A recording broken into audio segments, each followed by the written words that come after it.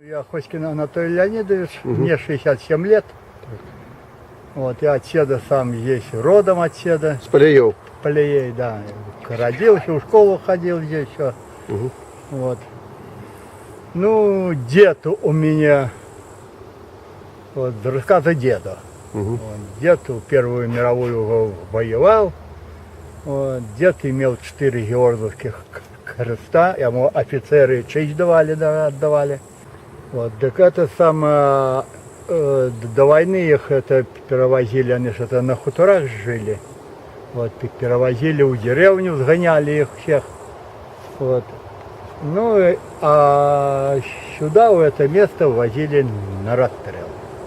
Это 38-й, 37-й, 38-й год, вот эти вот.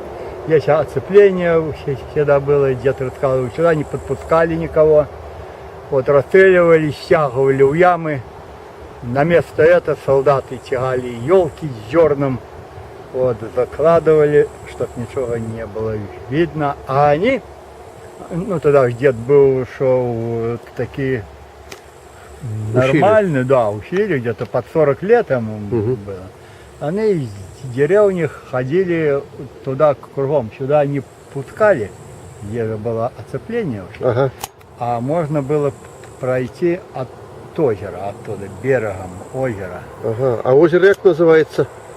Это Берницкое или Пионерское, как я вообще это называю. Кто-то говорит, Полонское, это вот это не Берницкое, вот это, да. Вот.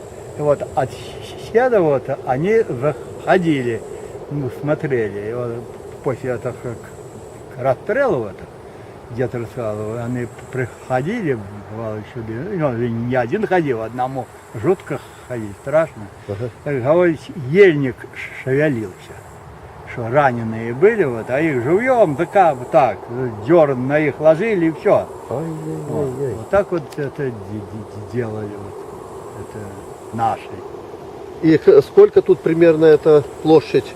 Ну, здесь гектар, видно, 10.